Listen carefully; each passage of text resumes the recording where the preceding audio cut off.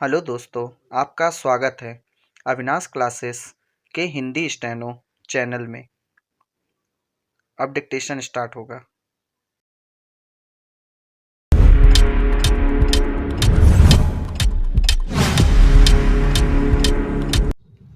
Start.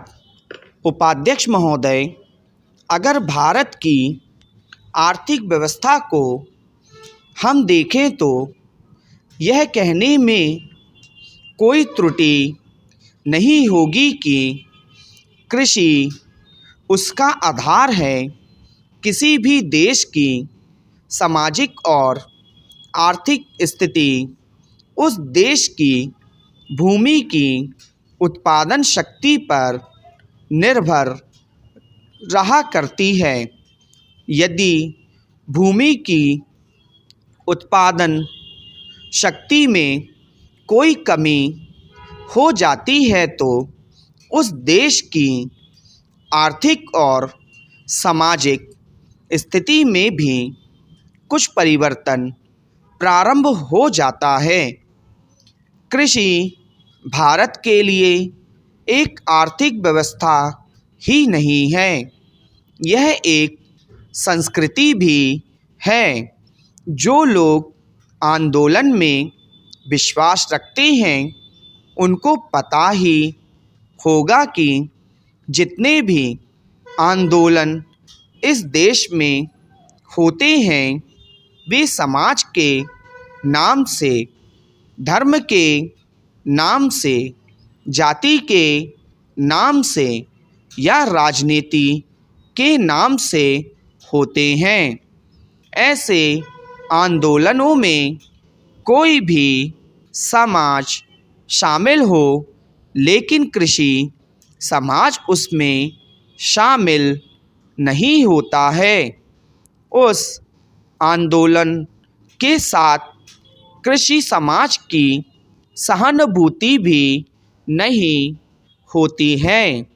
इसलिए यदि सभी बातों को ध्यान में रखकर हम देखें तो इस देश के लिए आवश्यक यह होगा कि हमारी संस्कृति की रक्षा के लिए और जीवन प्रणाली की रक्षा के लिए कृषि पर विशेष ध्यान दिया गया।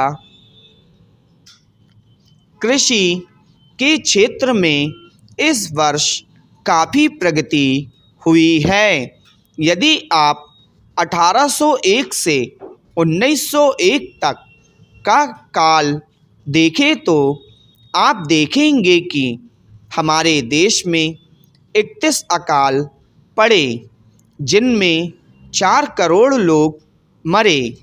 लेकिन आज हमारे खाद्य मंत्रालय ने 100 रुपये मन के भाव पर गेहूँ खरीद कर एक भी आदमी को मरने नहीं दिया।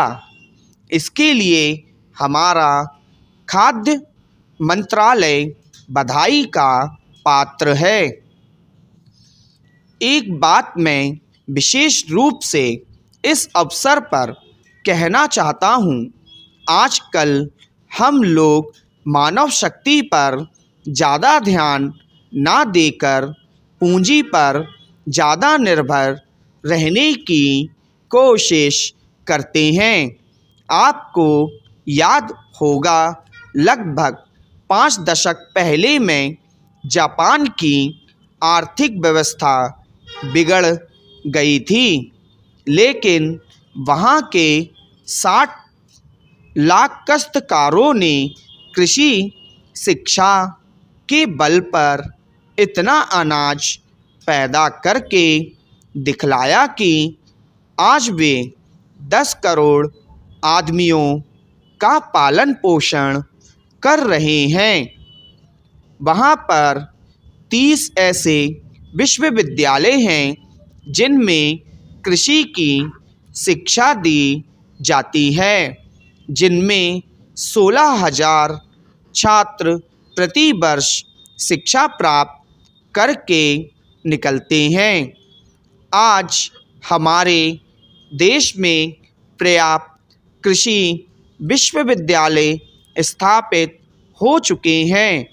हमारे देश की 120 करोड़ जनसंख्या को दृष्टि में रखते हुए जापान एक बहुत छोटा सा राज्य है, शायद हमारे राजस्थान से कुछ ही बड़ा है। उपाध्यक्ष महोदय, यह ठीक है कि हम प्रगतिशील हैं, लेकिन हमारी गति में तेजी आनी चाहिए। श्रम की तरफ हमारा अधिक ध्यान जाना चाहिए। जो पंचवर्षीय योजनाएं हमने बनाई हैं, उनमें हमारा लक्ष्य केवल यह नहीं था कि हम अधिक अन्न पैदा करें। हमारा लक्ष्य यह भी था कि अच्छे आदमी पैदा करें, जिससे कि भारत में रहने वाले प्रत्येक नागरिकों का ठीक विकास हो। इस बात से सहमत हूँ कि राज्यों में जहाँ बहुमत के आधार पर विरोधी दलों की सरकारें हैं, उनको तोड़ने का अधिकार केंद्र को नहीं होना चाहिए। लेकिन फिर भी हमें स्थिति को देखते हुए भेद करना चाहिए। गुजरात की सरकार टूट गई, इसके लिए हमको अफसोस हो नहीं करना चाहिए। जहाँ तक इस बिल का संबंध है, मैं इसकी कमियों की तरफ आपका ध्यान दिलाना चाहता हूँ, जिससे कि आपको उसे ठीक करने की प्रेरणा मिले और इसको आप ठीक करके जहाँ वहाँ का काम चलाएं। इसका आशय यह भी नहीं है कि जो पार्टी सरकार चलाती है वह सब सही काम करती है, लेकिन फिर भी मैं मानता हूँ कि जो गुजरात की सरकार टूट गई वह अच्छी बात हुई है। गुजरात के लिए आपने संसद सदस्यों की जो समिति बनाई है वह एक ठीक कदम है, लेकिन इस बात का आश्वासन भी आपको देना चाहिए कि राज्य और जिला स्तर पर जो समितियां आप बनाने जा रहे हैं उनको सर्वदलीय बनाएंगे, ताकि जनता की जो कठिनाई है वे आपके सामने प्रत्यक्ष रूप से आ सकें और उनकी भावना के अनुसार वहाँ पर कुछ काम हो सके। अगर ऐसी व्यवस्था नहीं होगी और बाहर के लोगों को आप उन समितियों में रखेंगे जिनको गुजरात की समस्याओं का कुछ भी ज्ञान नहीं है, तो परिणाम यह होगा कि आप गुजरात की समस्याओं को हल नहीं कर सकेंगे। इसलिए मैं सुझाव देना चाहता हूँ कि आप इससे ऐसी कानूनी व्यवस्था करें कि जिससे विभिन्न स्तरों पर सर्वदलीय समितियां बनाई जा सके और उनके माध्यम से सरकार के सामने सुझाव आए कि वहाँ पर किस तरह से काम होना चाहिए। गुजरात औद्योगिक मामलों में अन्य राज्यों से थोड़ा भिन्न है, फिर भी वहाँ की स्थिति यह है कि आज भी प्रति व्यक्ति आय 300 रुपये से अधिक नहीं है।